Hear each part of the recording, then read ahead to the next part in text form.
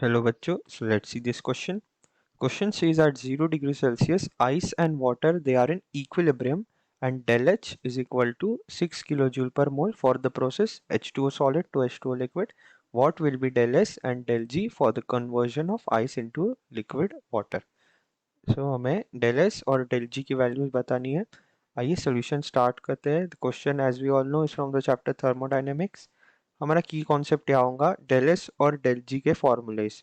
तो सबसे पहले डेल जी का लिख लेते हैं. तो डेल जी यानी gives free energy, it is equal to del H minus T del S. Gives free energy और स्पॉन्टेनिटी में जो रिलेशन है वो इस फॉर्मूले से रिप्रेजेंट करते हैं. Del H is change in enthalpy, T is temperature जो हम हमेशा केल्विन में लेते हैं, and del S is change in entropy. Now question में गिवन है कि this reaction is taking place in an equilibrium. This reaction takes place in an equilibrium. और इक्विलिब्रियम पे जब कोई रिएक्शन होती है तो उसकी एक नेसेसिटी कंडीशन ये हो रहती है कि del G is always zero. Del G is equal to zero in equilibrium. Equilibrium में डेल जी जीरो होती है. एक स्पॉन्टेनियस रिएक्शन में डेल जी नेगेटिव होता है और नॉन स्पॉन्टेनियस में डेल जी पॉजिटिव होता है, लेकिन इक्विलिब्रियम में हमेशा del G is zero. So हमें पता चल गया है कि del G is equal to zero.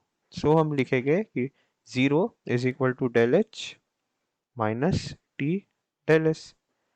सो इसे रीअरेंज करके लिखेंगे. तो del H divided by T, this is equal to del S. तो हमारे पास डेल एस की रिलेशन आ चुकी है. डेल एस का जो फॉर्मूला हमें चाहिए था.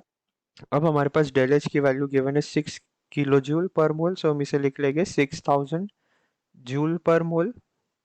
And temperature is always taken in kelvin जैसे मैंने बोला. So temperature 273 kelvin by adding 273 to 0. So हमारे पास टेम्परेचर की भी वैल्यू है और ये सब वैल्यूज हम पुट करेंगे तो हमारे पास डेल एस आ जाएगा 6000 डिवाइडेड बाय 273.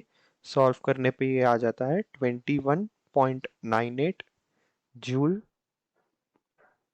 पर केल्विन यानी की raise to the power -1 and mole raise to the power -1.